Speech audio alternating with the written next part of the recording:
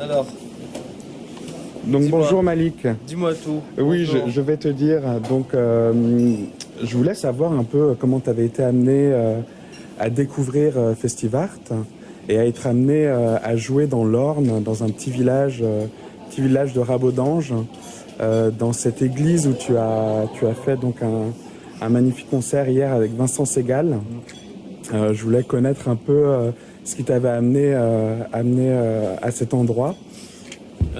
Écoute, ce qui m'a amené à jouer, c'est une histoire en fait passée commune avec Swanny, que je connais depuis un moment, depuis le temps où elle travaillait au China Club à Paris.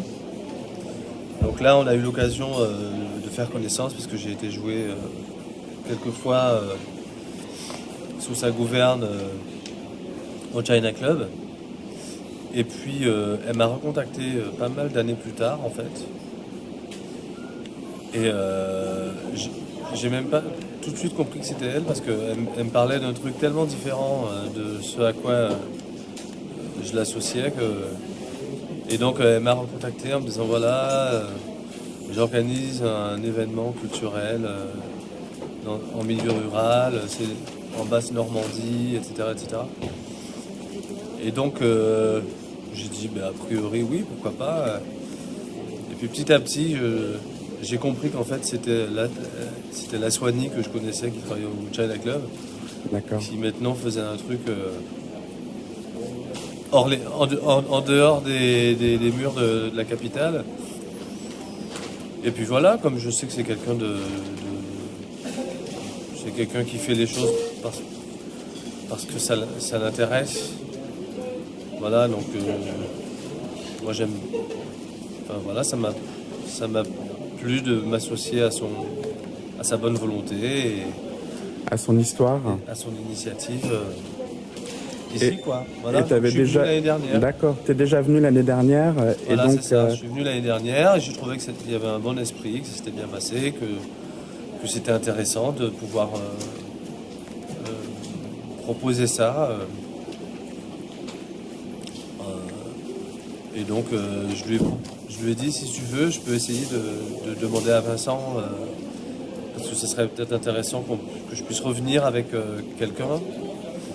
Et je pense que Vincent, ça fait longtemps qu'on n'a pas joué ensemble, ça serait sympa pour nous de. Alors, du coup, elle m'a dit, ah ouais, moi, ça me brancherait bien, surtout que voilà, elle connaît le travail de Vincent aussi depuis longtemps, donc pour elle, c'était hyper intéressant qu'on puisse le faire. Donc voilà, j'en ai parlé à Vincent, il a dit oui.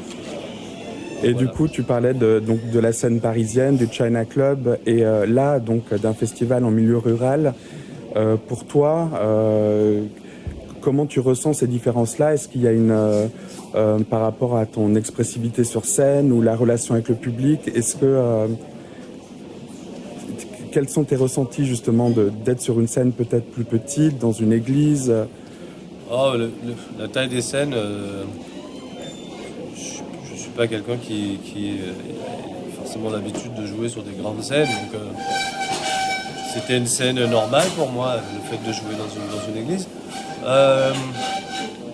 Non, ce qui est bien par contre, c'est qu'on sent quand même dans l'attention, dans l'écoute et dans le public que disons,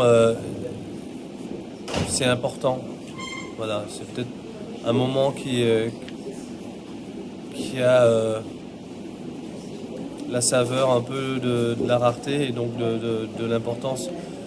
Donc du coup, je pense que c'est une valeur ajoutée peut-être cette sensation. Je sentais hier dans le regard dans les regards que je pouvais croiser dans le public, un vrai partage, quoi, un vrai intérêt, un vrai investissement dans le moment, quoi. Donc voilà, c'est peut-être ça que je ressens que à Paris c'est peut-être un peu plus galvaudé en fait, un peu quoi. Les gens vont au concert et ils savent que bon, si c'est pas celui-là, ils auraient pu aller à cinq autres peut-être. Ils ont choisi celui-là. mais que voilà, il n'y a pas cette peut-être pas, ou alors on la perçoit mieux ici alors qu'elle est aussi à Paris, mais voilà. D'accord. Et donc aujourd'hui, on est à Montabar, donc Ouais. un petit village de l'Orne aussi, à 15 km de Rabodange. Et il y a des tables avec des jeux d'échecs qui sont posés, des expositions. Est-ce que tu peux expliquer en quelques mots pourquoi ça, aujourd'hui Mais en fait, alors pourquoi? Parce que déjà, on a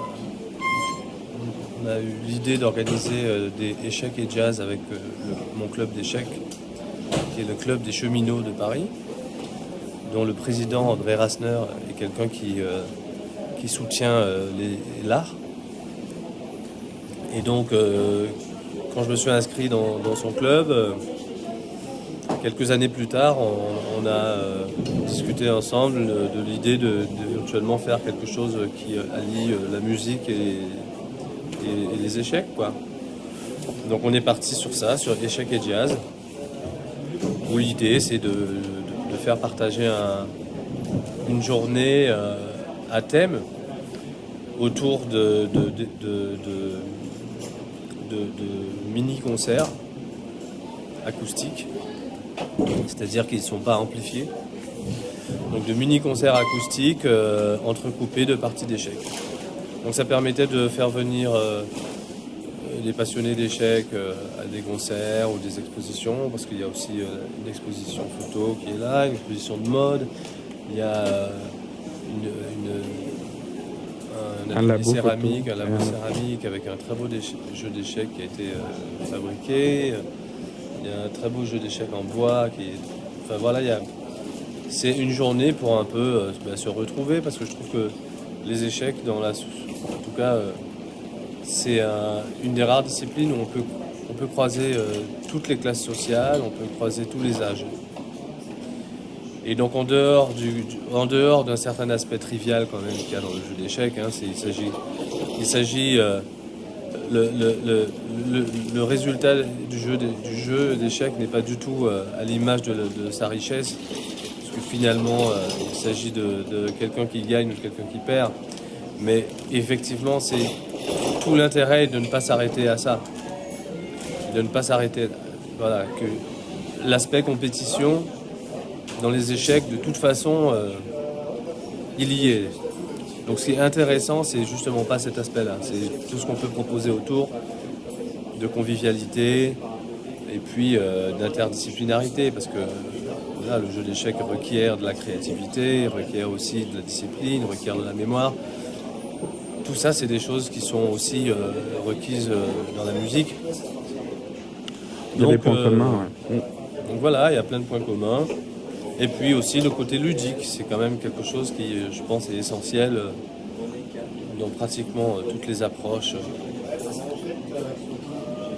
Tout ce qui intéresse l'homme, je pense que si on garde un côté ludique, on peut éviter certains écueils.